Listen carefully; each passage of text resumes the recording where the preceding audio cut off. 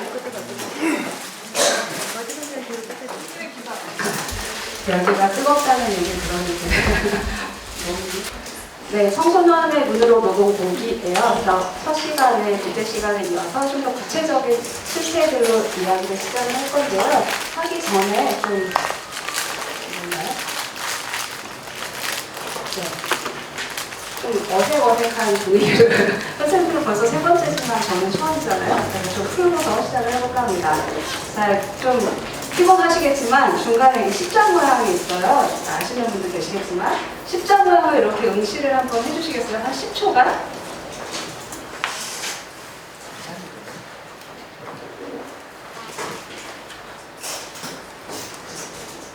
주변이 안 보이네요. 아, 그러나요? 네, 다른 분들도 그러시나요? 네, 원래 처음에 딱 전체 화면을 보면 굉장히 다양한 색상들이 있는데 중간에 있는 십자가 모양에 집중하는 순간 주변의 것들이 사라지는, 그렇죠? 그래서 우리가 어떤 같은 현상을 보고 있어도 어디에 집중해서 보느냐에 따라서 보이던 것도 안 보이고 뭐 이런 경우가 있는 것 같아요. 자, 다음 사진 한번 보실게요.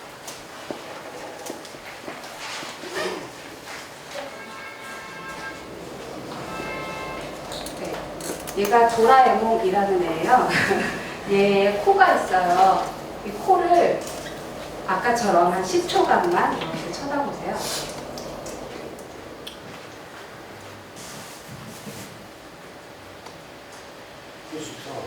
네, 쳐다보세요. 쳐다보시면 바로 옆에 하얀 화면 한번 봐주시겠어요?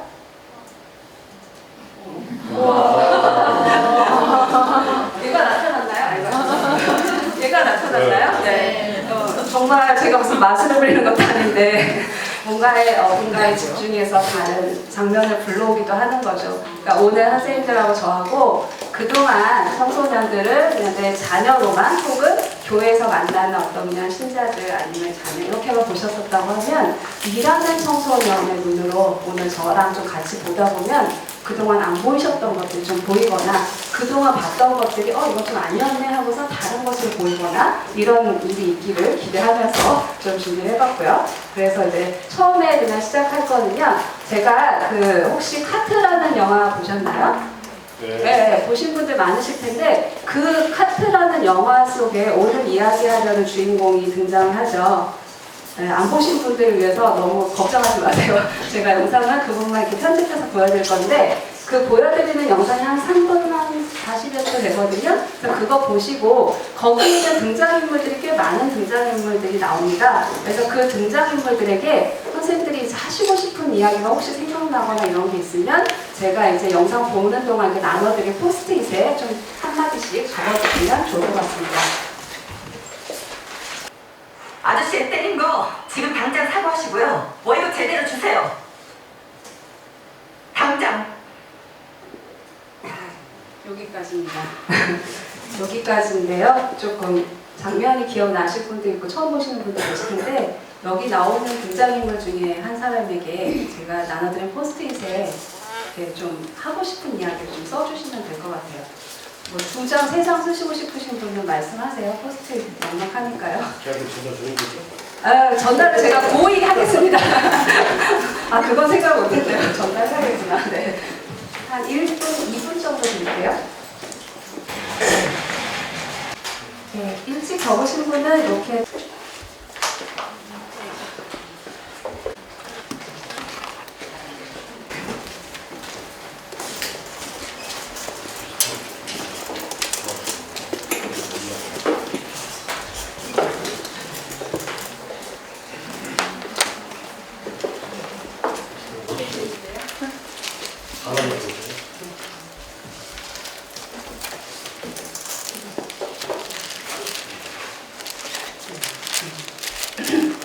이제 다 주신 거죠? 아직 많으신가요? 네. 이게 앞풀인데 이렇게 너무 많이 주시면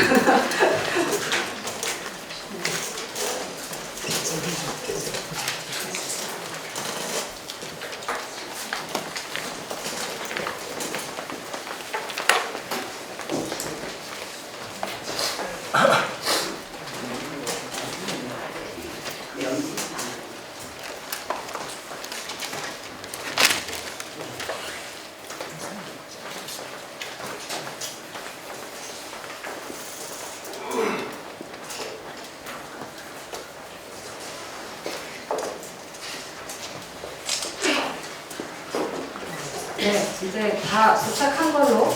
네. 아, 아직도 있네요. 이게 마지막 도착한 걸로. 네. 아, 지금 보면요. 이렇게 있고.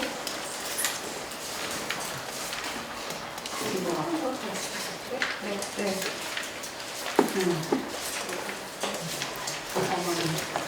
네.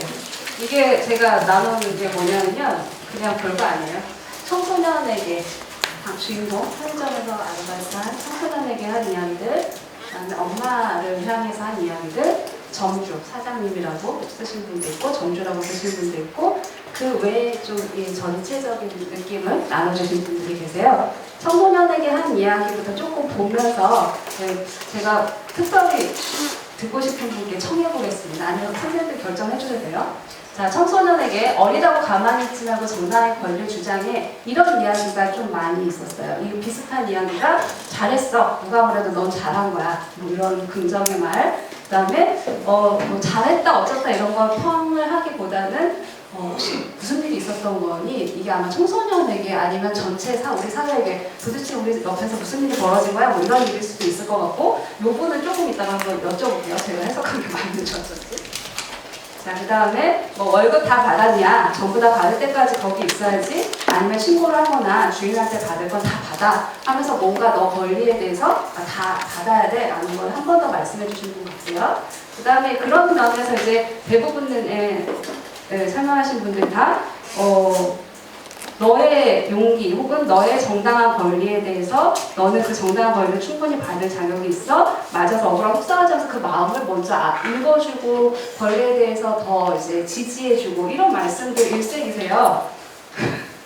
그런데 잠깐 이 무슨 일이 있었던 거니 이분 얘기를 그럼 한번 들어볼게요. 왜냐면 이분들 거의 비슷한 말씀이세요. 제가 뭐 따로 읽지 않아도. 그리고 대부분은 그래도 그 뭔가를 한번 이야기거리를 만들기 위해서 좀 다른 이야기 쓰시기도 하시는데 여기 오신 분들은 그런 분이 안 계시네요. 자, 무슨 일이 있었던 거니? 이거 쓰신 분 어떤 마음에서 이렇게 쓰셨는지 여쭤봐도 될까요? 네.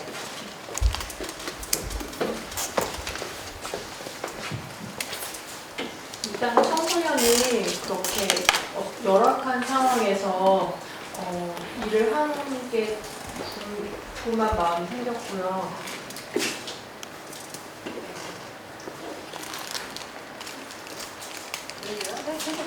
네, 그게 첫 번째였고, 아까 말씀하셨듯이 그런 정말 이 세상이 어떤 어떤 그런 상황 때문에 이렇게 돌아가는 걸까? 그래서 네, 그 두 가지 정확히 보셨습니다.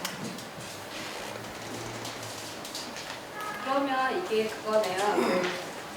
제가 아까 읽으려고 했던 게 처음에는 청소년에게 그냥 단순히 하는 질문이 아니라 어떤 상황에서 이런 일이 벌어졌는지, 청소년이 일하는 노동 환경에 대한 궁금증, 그 다음에 그런 일이 벌어지게 우리 사회는 그런 뭐라고 썼을까, 혹은 이런 일이 벌어질 수 있는 이런 우리 사회의 구조적인 문제는 뭘까, 이런 것들에 대한 궁금증, 이런 거를 좀 읽히네요.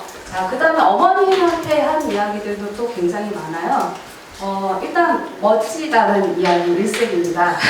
근데 이분이 멋질 수밖에 없는 게 본인도 그 이전에는 아마 그런 말을 하지 못했던 엄마였을 텐데, 영화를 보시면 아시겠지만 내가 해고 위에 있으면서 노동조합을 만들고, 그러면서 정말 내 이야기를, 내 목소리를 당당하게 하기까지 굉장히 많은 시간을 가졌던 그런 분이기 때문에 이런 이야기를 가능했던 것 같아요. 그래서 그런 이야기 일색인데요. 그런 말을 하셨어요. 이게 문자 맞죠?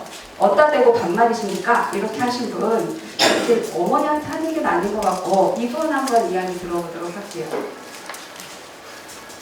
누구세요? 네네. 아마도 누군가에게 이야기를 하고 싶으셨던 것 같은데. 아니, 저는 그 상황이 네네. 그 전주가 그러니까 전주 자체가 반말을 계속 엄마 네, 계속 반말이죠. 그러니까 청소년은 청소년이니까 기본적으로 말을 반말하지만 엄마 자체한테 자기 감정 독한 건 알겠지만 엄마한테도 반말을 하는 것 자체가 그게 거슬려서 너무 거슬리셔가지고 네. 이렇게 다운표까지 이렇게 하셔가지고 네. 어디다 그래서, 대고 반말이야.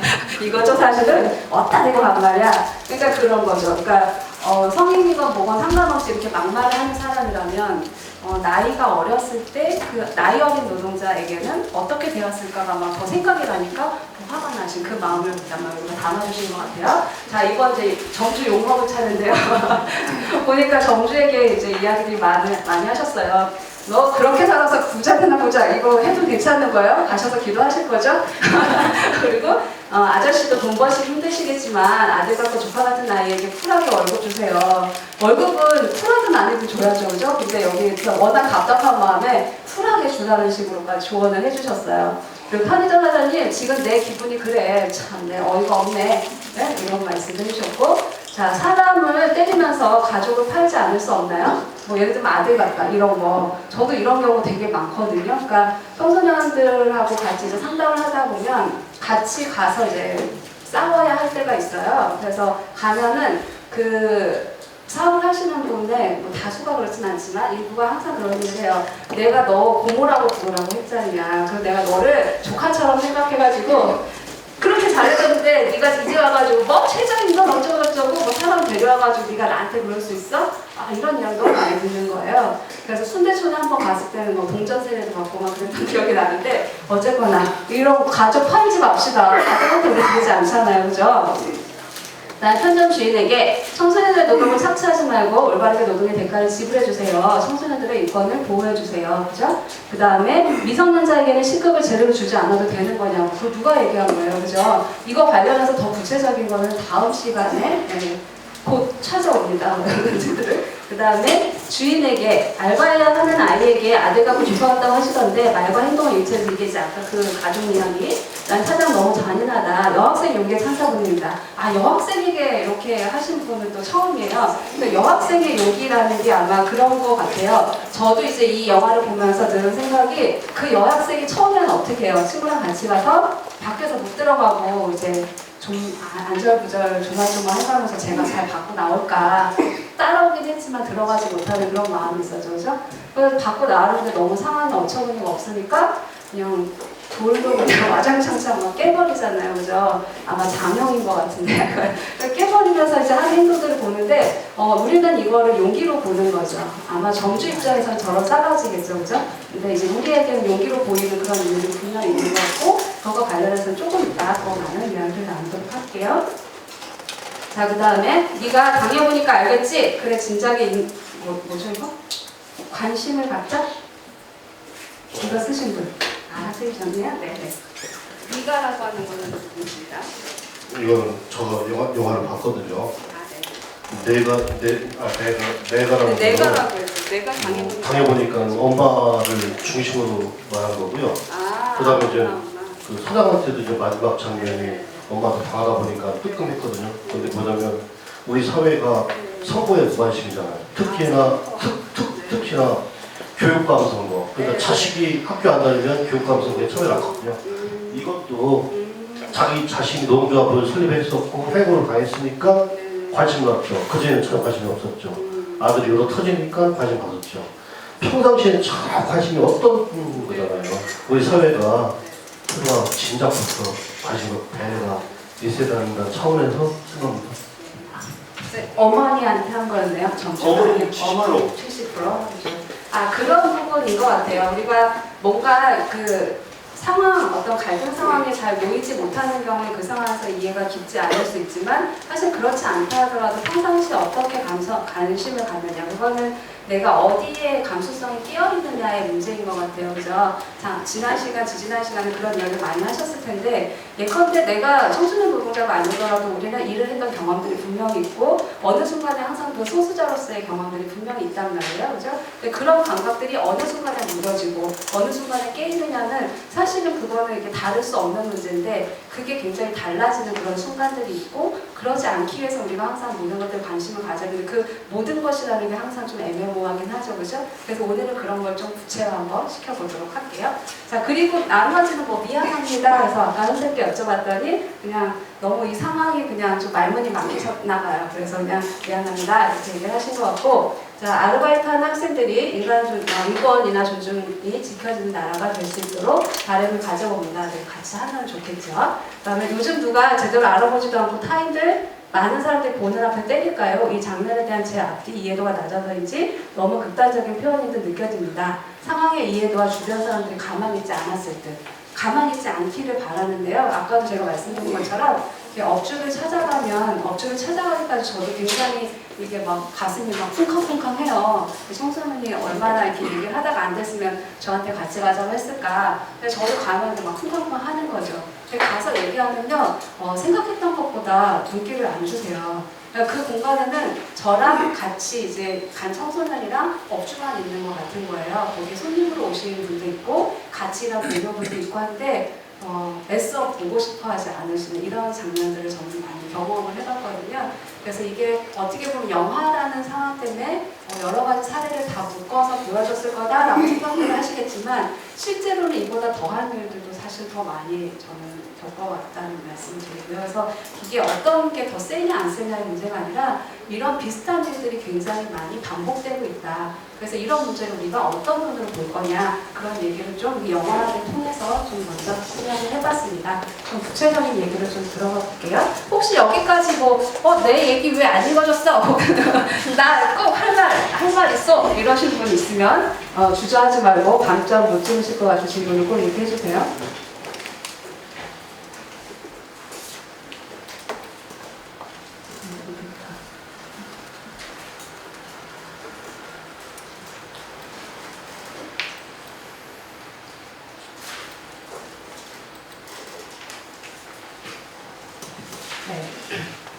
네, 10대 밑바닥 노동이라고 저희가 그동안 활동을 하면서 만났던 청소년들의 이야기를 모아서 엮어낸 책이에요. 최대한 청소년들의 이야기를 전달하고자 했지만 아마 밀판점도 많긴 할 텐데 혹시라도 관심이 더 가시는 분이 있다고 하면 한번 읽어보시면 실제로 어떤 일들이 벌어지는지에 대해서 더 자세하고 구체적인 상황들을 마주하시게 될 겁니다. 여기에 나왔던 이야기들을 중심으로 해서 아까 그 영상에 나왔던 얘기들 중에 좀 쟁점삼아 할 수 있는 그런 이야기들을 좀 나눠보려고 해요. 시간이 짧기 때문에 몇 가지 제가 추려왔어요. 그 외에 더 나누고 싶은 얘기는 나중에 좀 시간을 드릴게요. 자, 그런 얘기를 하는 거죠. 아까 이제 그 장면 생각나시죠? 돈 얘기하고 이제 두 달도 너 하기로 해놓고 안 해놓고선 무슨 네 권리 얘기하냐 이런 식으로 이야기를 받죠. 항상 그런 서사가 굉장히 많이 있어요. 예를 들면 최저임금에 대해서 학교에서 요즘 많이 가르쳐주거든요. 선생님들도 아마 교육을 받으시면 본 땅에 가서 청소년들과 그런 이야기를 할 거란 말이에요. 너 최저임금 정도는 알고 있어야지 라는 얘기를 하는 거죠. 근데 그런 이야기를 알고서 이제 일을 한단 말이에요. 근데 사업주가 제대로 주지 않아서 내가 얘기를 하면 사업주의 반응을 그런 거죠. 아니 써주는 것도 어린데 돈부터 못 주고 이런 식의 말이 돌아오기가 쉽지 않다는 거죠. 물론 이제 그렇지 않은 사업이 있지만 그래서 가장 많이 이제 궁금해하거나 어려워하는 일들이 저런 거예요. 돈과 관련된 거. 네. 그래서 대부분 일하는 청소년들에 대해서 용돈벌이라는 얘기를 많이 하시죠. 네. 그리고 청소년들이 있어야 할 자리는 어디라고 생각들을 하세요? 네, 학교, 집, 가정, 그죠? 거기를 벗어난 분당도 있죠? 거기를 벗어나면 뭔가 자기 자리를 이탈한 비정상적인 상황들 혹은 뭔가 이제 비행이라는 표현을 해가면서 비행 청소년 이런 딱지를 막 붙입니다. 그런 청소년들이 하는 이야기는 일단 듣지 않고 시작을 하죠. 그것과 연관된 게 바로 용돈과 관련된 것 같아요. 실제 조사를 하다 보면 늘 하는 이야기가 있어요. 아까도 이제 궁금하시다는 분이 있었는데 왜 아르바이트를 하지? 왜 저 상황에 가 있지? 이런 얘기들. 근데 아르바이트를 하게 되는 이유에 대해서 묻는 순간 선택할 수 있는 답도 이런 식으로 정해져 버려요. 예를 들면 이런 거죠. 주위의 거리로 집안을 가 어려워서 여가시간 활용, 직장경, 용돈 마련. 용돈 마련이 제일 길죠.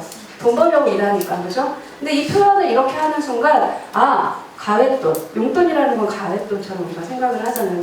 그리고 저렇게 물어보는 순간 이 나머지 것들이 굉장히 많이 여기 희석이 돼요. 그래서 이거를 통계조사를 가지고 기자들은 뭐라고 쓰냐면 청소년 다수 용돈 벌려고 일해. 뭐 이런 거. 네? 네, 그 다음에 공부할 시기 그러면서 막 댓글이 달리죠. 야, 그 시간에 공부하는 게 차라리 더 이득이야. 뭐 이런 얘기들. 네, 이러면서 이제 일하는 청소년들의 상황들을 자꾸 잡고 폄하하려는 그런 이야기들이 이 역에서도 시작이 됩니다. 근데 사실 용돈이라는 건 이런 거죠. 웹툰 성공 보셔서 아시겠지만 이게 드라마로도 이제 만들어진다고 해요. 누가 거저주는 게 용돈이지 자기 뭐 골병 들어가면서 버는 게 무슨 용돈이냐. 남이 해주고 받는 거는 임금이다. 월급이다. 그죠? 네, 그런데 우리는 용돈이라는 말 너무나 쉽게 하는 거죠. 용돈이기 때문에 적게 줘도 되고, 용돈이기 때문에 용돈 받고 일하는 애 권리는 아무렇게나 취급해도 되고, 이게 은연중에 우리 마음속에 이게 쌓인다는 거죠. 그래서 저렇게 영화에서처럼 갈등 상황이 되면 그게 걷잡을 수 없이 그냥 폭발을 해버리는 이런 상황들이 많이 만납니다. 그래서 저희는 이런 질문이 굉장히 잘못됐다는 생각이 들고, 특히나 이런 질문을 받는 사람들은 대부분은 사회적 약자이기 마련이죠. 예를 들면 선생님한테 제가 혹시 일 지금 끝나고 오신 거죠? 월급 받아가지고 명품 가방 하시려고 일하시는 거죠? 이런 얘기 안 한다는 거예요. 실례잖아요. 웃으시잖아요. 지금 뭐 저런 질문을 다 했어. 그죠? 근데 청소년들에게 늘 그렇게 물어봐요. 너 뭐 받아서 뭐 하려고? 네, 왜 일하는데? 이런 거. 왜 그게 궁금할까 저는 늘 생각이 들고, 항상 일하는 청소년의 인권 문제를 이야기할 때 이 질문부터 좀 해결을 하고 시작을 해요. 사실은 그 청소년이 어떤 환경에서 일하는지, 아까 이 선생님 질문하신 것처럼 어떤 환경에서 일하는지에 대해 우리는 더 관심을 가져야 되는데, 그거 이전에 제가 뭘 하려고 일을 할까, 혹시 엣지 이런 거 살려고 일을 하면 좀 뭔가 불순해 보이고, 아니면 집안 형편이 어려워서 조금 도우려고 일을 하는 거면 그래도 좀 기특하고, 이런 걸 가르려고 시작하는 질문이 아닐까? 이런 생각이 좀 드는 거죠. 그런 면에서 저는 이 질문이 굉장히 부당하다라는 생각이 드는 거예요. 이런 질문을 받는 사람 또 있어요. 아까 그 영화에서 나왔던 주인공. 이 주인공이 이제 드디어 노동조합을 만들면서 교섭을 시작을 하죠. 그래서 교섭책을 딱 앉았는데 사업주 측은 저렇게 얘기를 합니다. 이 여성들이 스스로 만들어낸 이런 노동조합, 이런 거를 굉장히 이 사람들 주체적으로 보지 않는 거죠. 그러면서 단창값이나 벌자고 나온 여사님들 누가 꼬셔가지고 이렇게 노동조합 시기나 한다, 막 이런 식의 투로만 이야기하는 장면이 나와요. 거기에 대해서 아까 그 엄마가 이렇게 얘기를 하는 거죠. 저 생활비 벌러 나와요. 반찬값 아니고.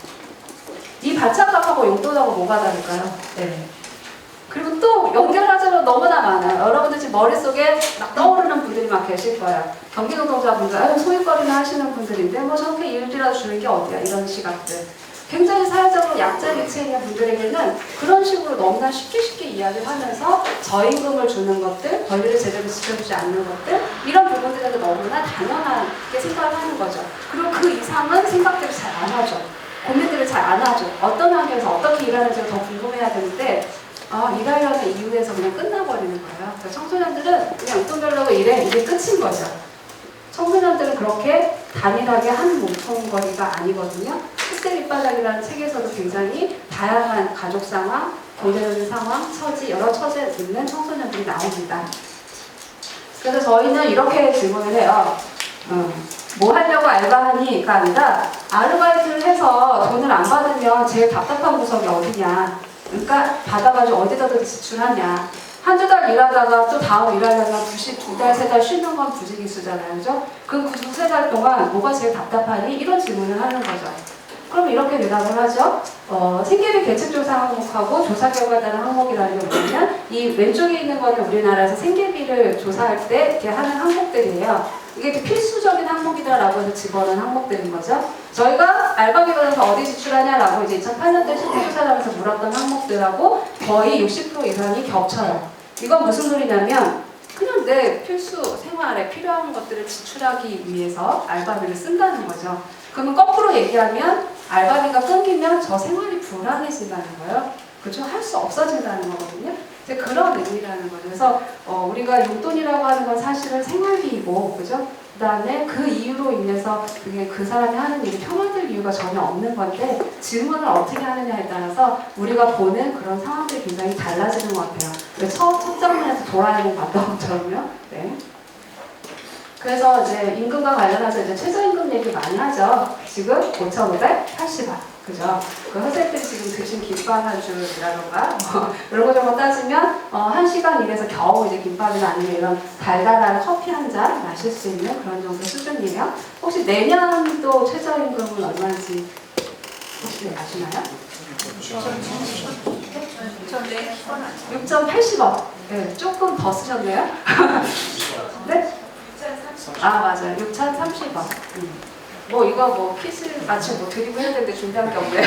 네, 6,030원이에요. 그러니까 최저임금은 항상 8월 5일에 고시가 되죠. 그래서 내년 1월 1일부터 12월 31일까지 이게 이제 적용이 되는 거예요. 그래서 올해 12월 31일까지는 5,580원 이렇게 적용이 되고 1월 1일 땡 하면서 6,030원이 적용이 됩니다. 근데 이 최저임금의 수준이라는 게 사실은 이 정도예요. 뭐 빅맥주주다 어쩌다 이야기를 하는데 너무나 저렴하죠, 그죠? 그리고 굉장히 저임금을 유지하는 그런 수준이죠. 그래서 얼마씩은 늘 오르게 돼 있어요. 일부 단체에서 혹은 이제 노동단체 쪽에서는 최저임금 1만 원을 주장을 하면서 올해 계속 이걸 관철시키려고 했는데 6,300원에서 멈췄죠. 근데 언젠가는 오르기 때문에 언젠가는 만 원이 되겠죠, 그죠? 그렇지만 그 언젠가 되려고 그 만 원을 이야기하는 것이 아니라 지금 현재에서 만 원이라는 수준 정도는 돼야 내가 잠깐 쉬더라도 좀 편하게 쉴 수 있고 일을 하는 동안 임금을 벌충하기 위해서 장시간 노동에 시달리지 않을 수 있고 이런 조건들이 갖춰지기 때문에 그 정도 임금 수준을 이야기하는 건데 현재 임금 수준은 이 정도라는 거죠.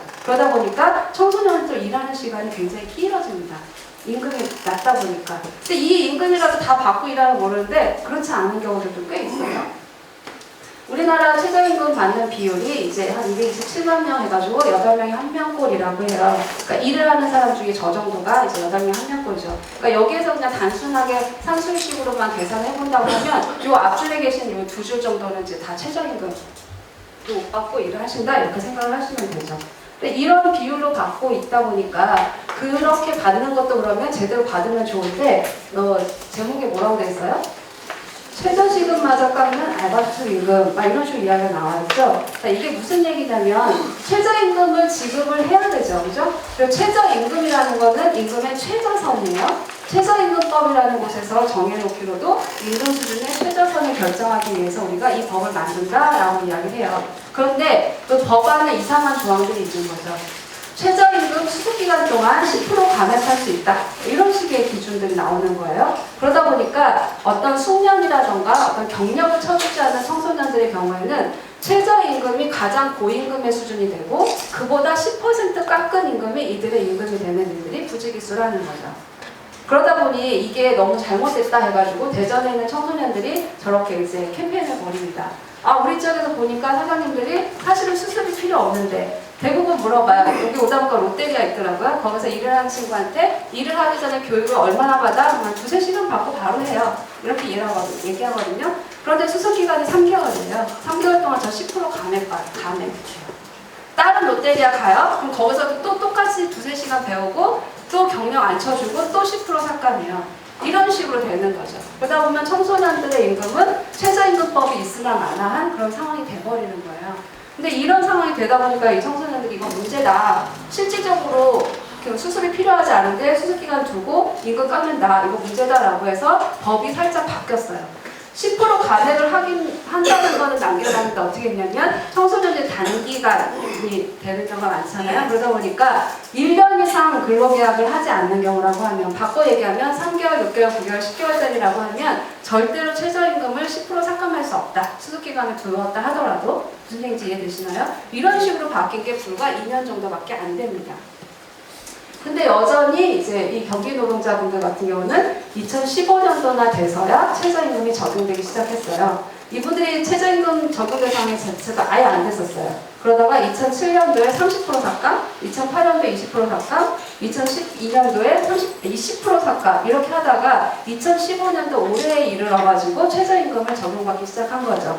이때 이제 어떤 일들이 있었는지 아파트에 사셨던 분들 조금 관심 있는 분들이라면 게시판 많이들 들여다보셨을 거예요. 그죠? 우리 최저임금법이 경기 노동자들에게 다 적용되는 관계로 노동자분들의 근무 시간을 1시간 줄이기로 했습니다. 혹은 몇 분을 줄이기로 했습니다. 10명이었는데 한 번을 부득이하게 해부하기로 했습니다. 이런 얘기들이 막 나붙었죠. 작년 말에 아파트 단지마다. 그런 면에서 여러분들은 아파트에 사신다고 하면 다 사용자인 거죠. 그죠? 거기에 많은 분들이 굉장히 동의하지 못하고 아니 우리 관리비 올라가는데 무슨 최저임금이냐 이런 얘기들. 그러다 보니까 경비 노동자분들이 스스로 나서서 우리 임금 안 올려도 되니까 저 고용만 안정만 시켜주세요. 이런 이야기들이 벌어진 거였죠. 그래서 최저임금과 관련되는 거죠. 그런데 여전히 이제 장애인 같은 경우는 적용이 제한이 되어 있습니다. 그래서 그 카톨릭 재단과 관련해서 이렇게 보면 복지관들 되게 많죠. 이런 것도 있고, 그다음에 작업 치료하는 이런 것들이 되게 많고, 장애인분들이 이제 일을 할 수 있는 여건들이 있는 것들이 꽤 있어요. 근데 거기에서 특별히 이제 너무나 근로 능력이 좀 저하된다거나 제대로 잘 안 될 것 같다고 하는 분들은 이 사업주가 노동부에 신고를 해서 최저임금이 적용이 되지 않게 허가해 주십시오라고 하는 제도들이 또 있는 거예요. 그러다 보니까 되게 재미있는 상황이 벌어지는 거죠. 최저임금 제도여서 최저임금 수준의 이상을 정한다고 했는데 어떤 노동자는 10% 감액하고 어떤 사람은 수습기간을 해서 감액하고 어떤 노동자는 2015년도에 이르러서나 적용되고 어떤 노동자들은 아예 적용이 안 되고 최저임금법의 목적을 제대로 구현하고 있지 못하죠. 그렇기 때문에 수준의 문제도 문제지만 이런 식으로 적용에 제한을 두는 것에 대해서는 우리나라도 ILO에 가입해 있잖아요. 그죠? 국제 기준에도 되게 맞지 않는 기준들이거든요. 근데 여전히 바뀌지 않고 있는 상황들, 이런 상황들이 저임금 노동자들을 계속해서 저임금의 내무는 이런 현실하고 연결이 되는 것 같습니다. 그래서 이를 보완하려고 뭐 생활임금 조례를 제정해서 생활임금을 만들어내는 곳들도 있고요. 이 강북 옆에 성북이라던가 노원이라던가 이 지역들이 굉장히 처음 막 시작한 그런 지역들이에요. 근데 이것도 약간 한계가 있는 것이 최저임금 수준의 130%를 생활임금이라고 한다라고 하는 순간 여전히 기준은 최저임금이 돼버리는 거예요. 새로운 대안을 얘기하지 못하고 여전히 최저임금에 갇혀서 얘기를 하기 때문에 이 최저임금의 수준을 높이는 것도 계속 중요할 수밖에 없는 상황이죠. 그리고 일부 지자체이다 보니까 전국적으로 적용되기가 어렵죠. 그러면 이게 계속해서 확산되면 되게 좋을 것 같잖아요. 최저임금 수준보다 더 많이 준다고 하니까. 근데 이게 지자체마다 지불 능력이 있는 곳과 없는 곳들이 있겠죠, 그죠? 그러면 내가 어느 곳에 사느냐에 따라서 나의 임금수준이 달라지면서 이런 상황이 불평등, 지역 불평등가 생기고 이런 것도 다 연결이 되어 있죠. 그래서 얘기하는 것이 이제 청소년에게 기본소득 이런 얘기들도 일각에서는 있습니다. 그냥 무조건 주자는 거죠. 예를 들면 노령 65세 이상 되면 기초연금 주듯이 무조건 주자. 그다음에 아동 양육수당 관련해가지고 일본에서 6세까지 주듯이 무조건 주자. 이런 이야기들이 나오는 거죠. 실제로 성남시에서 모든 청년에게 수당 주는 청년 배당 이런 걸 입법 예고하고 여러분이 살고 계신 서울 지역에도 이제 추진하겠다라는 발표들만 있었죠. 뭐 일각에서는 뭐 총선이 그냥 포퓰리즘이다 이렇게 이야기를 하지만 왜 이걸 고민하게 됐는지 좀 한번 집중해 보면 그게 이해가 가는 거죠. 그죠? 두 번째 얘기는 이거죠. 청소년들이 아까 보시면 편의점 같은 곳에서 사업주가 이렇게 직접 고용하는 경우가 있죠. 그죠? 그리고 대부분은 제가 한 10년 전에 하고 활동하고 할 때는 임금을 제대로 못 받았어요. 그러면 아 그래? 어디야? 하고서 같이 가서 받으면 끝났었어요. 근데 지금은 제가 일을 하다 다쳤는데 저 오토바이 수리비 물어내래요. 그런 얘기를 해요. 그래서 그래? 그러면 그 사업주가 그거는 너가 고의로 하거나 실수가 크지 않으면은 보험으로 다 처리할 수 있고 한 건데 왜 너한테 물어내라고 했지? 해서 가보면 그 사업주가 나는 얘를 고용한 적이 없다고 얘기를 하는 거예요. 이런 일들이 왜 벌어지는지와 관련된 얘기들이 그거 우리가 간접 고용의 문제하고 이제 얽혀 있는데요. 네, 오늘 이 영화 계속 제가 활용하는 이 영화 없으면 오늘 얘기 못할 뻔했네요. 카트에 나오는 노동자들의 모습입니다. 이분들이 이제 그 간접 고용 노동자가 된 사연들을 좀 얘기하려고 하는데 여러분들이 많이 가는 이제 마트라든가 백화점 이런 것들 이런 것들 가시면 제가 이걸 제일 많이 드는 이유가 마트는 그래도 좀 더 가시더라고요. 다른 사업장들은 잘 안 가셔도. 운전을 하시는 분이라고 하면 운전을 해가지고 마트 이제 주차장을 먼저 도착을 해요. 그죠? 그럼 주차 안내를 하는 아르바이트 청년들을 만나게 됩니다.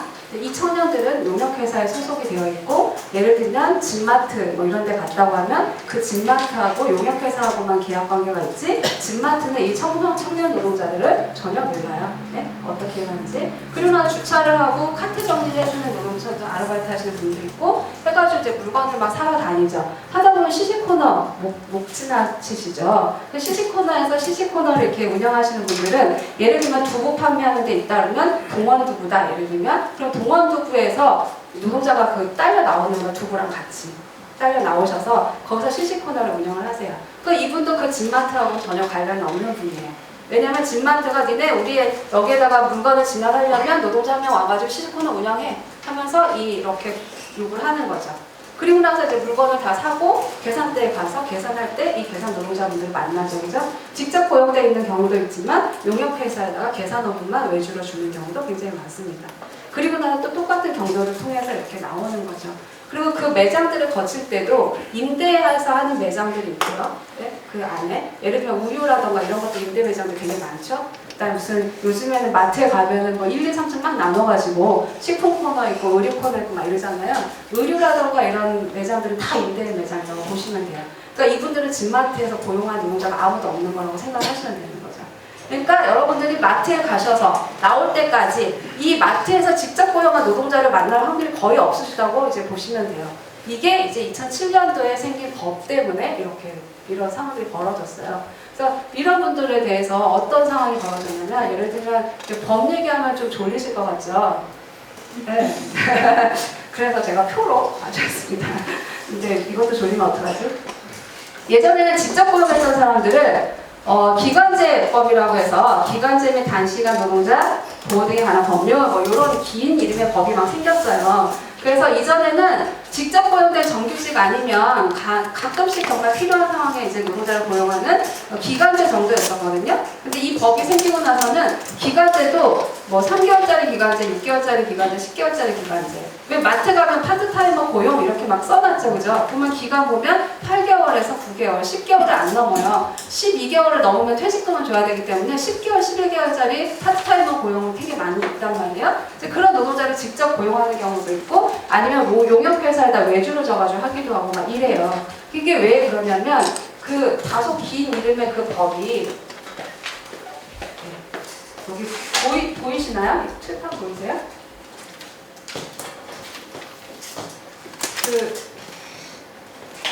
제가 아까 그 법 이름이 뭐라고 했었죠? 네.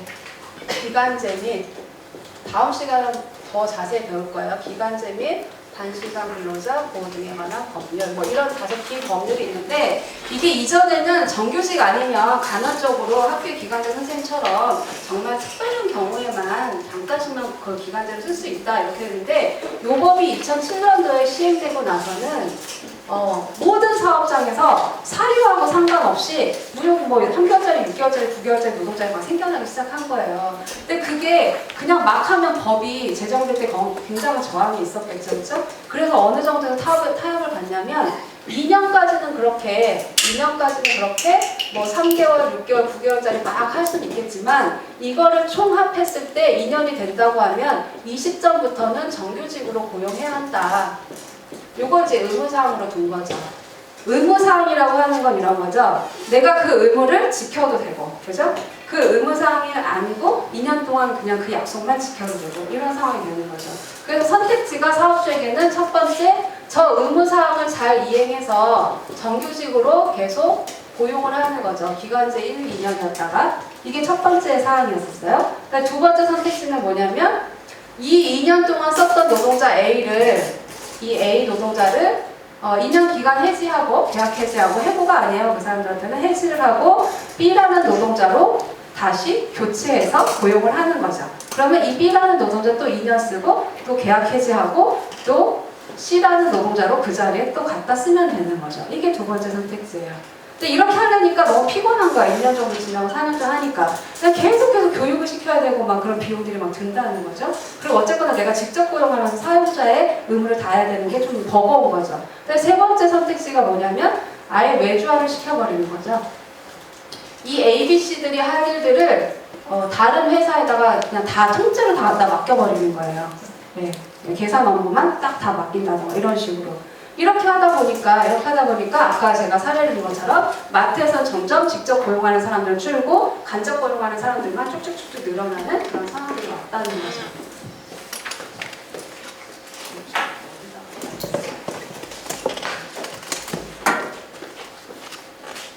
이제 조금만 더 설명하고 쉬는 시간 드릴게요. 힘드셔 보이는데? 그래서 보통의 이런 이야기들이 조금 저희는 많이 하는데 뭐 쓰다 버린다, 더 싼 것을 바꾼다, 빌려 쓴다, 자본이 없을수록 좋다. 이게 마치 뭔가 물건, 일회용품 취급하듯이 사람에 대해서도 노동자를 고용할 때도 저런 식의 전략들을 통해서 이윤을 계속해서 남기려고 하는 이런 상황들이 계속 반복되다 보니까 점점 2007년전 농담처럼 뭐 처음 만나는 분에게 정규직이세요 하는 거 농담처럼 우리 하겠네 그런 얘기를 했던 기억이 제가 있어요. 근데 거의 10년 가까이 되니까 그게 너무 현실이 확 돼버린 거죠. 그것도 야 너는 직접 고용돼 있냐, 뭐 간접 고용돼 있고 용역회사 소속이야, 뭐 아니면 너 파견이야, 뭐 이런 식의 얘기들. 그래서 한 사무실에서 일을 하는데 그 여러 칸막이가 있어요. 그러면 이쪽 칸막이에 정규직이 있고 이쪽 칸막이에는 기간제 노동자가 있고 저쪽 칸막이에는 용역회사 직원들이 같은 회사에서 일을 한다는 거죠. 이랬을 때 이분들의 사이 짐작하시죠. 이런 식으로 계속해서 갈라놓다 보면 뭐가 자본이 없어지죠. 같이 모이지 못하게 되니까 사업주 입장에서는 관리하기 편해진단 말이에요. 이런 식으로 계속해서 우리 사업 노동 환경이 변화하고 있고요. 이런 환경 속에서 청소년들이 거기에 들어가서 일을 한다고 생각하시면 됩니다. 그러면 이런 식의 고용 형태에 따른 위계, 정규직 밑에 기간제, 용역, 뭐 파견, 아니면 인턴 이런 식으로 쭉쭉쭉쭉 위계가 돼 있을 거고 그 중에서도 또 나이에 따른 위계가 쭉쭉쭉 있을 거고 그죠? 성별에 따른 위계, 여러 가지 위계들이 그 안에 중첩이 돼서 청소년들이 어떤 환경에서 일을 하고 있을지는 여러분들 계속 한번 생각을 한번 해보세요.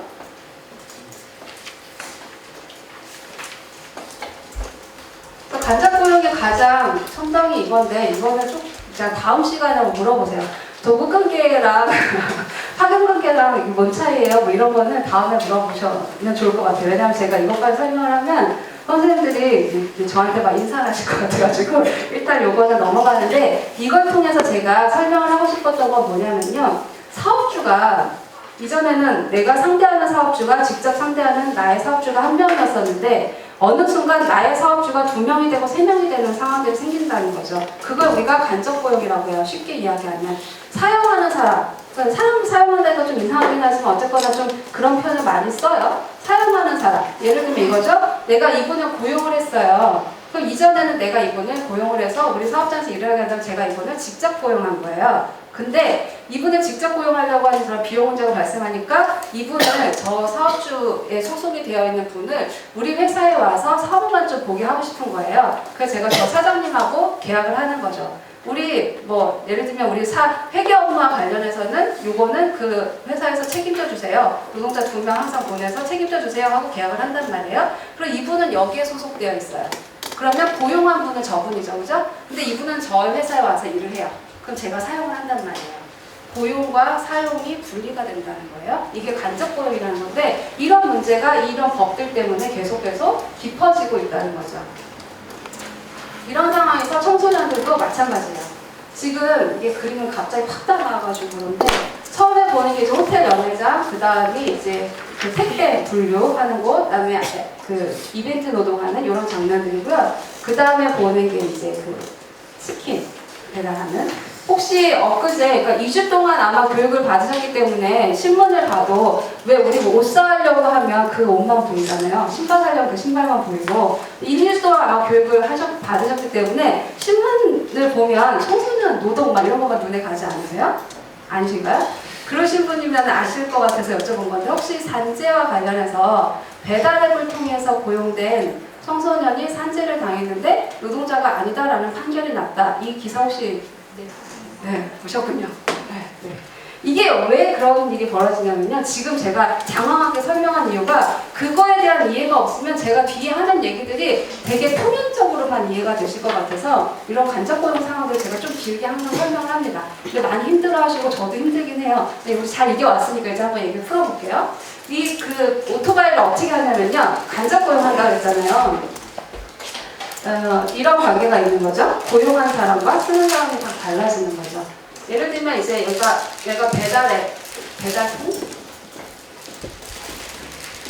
배달통이라는 앱이 있죠. 혹시 스마트폰에 이런 거 깔고 계신 분 있으신가요? 네, 배달통을 통해 가지고 이제 사업주들이 등록을 막 합니다. 한 달 회비 10만 원. 막 등록을 하면 여기에 있는 이제 A 뭐 소비자, B 소비자, C 소비자 이런 사람들이 이 배달통에 접속을 해가지고 주문을 막 넣어요. 그죠? 그러면 이 배달통은 이 배달통은 앱에 있는 소개죠. 이 배달통은 치킨을 만들지도 않고 피자를 만들지도 않고 그죠? 족발을 만들지도 않아요. 그냥 연결만 시켜주는 거예요. 그러면 여기에 누가 또 연결이 돼 있어야 돼요? 피자집, 족발집 막 이런 데도 연결이 돼 있어야 되잖아요. 그죠? 족발 또 뭐 있어요? 뭐 짜장 막 이런 거.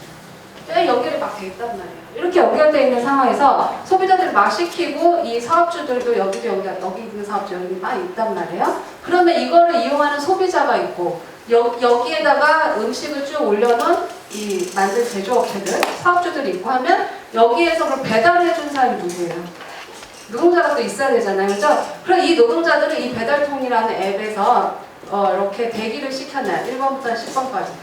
순서대로 막 이렇게 콜이 오면 연결을 시켜주죠. 너 1번 대기하고 있었네. 그 다음 순서대로 쭉쭉쭉쭉 해요.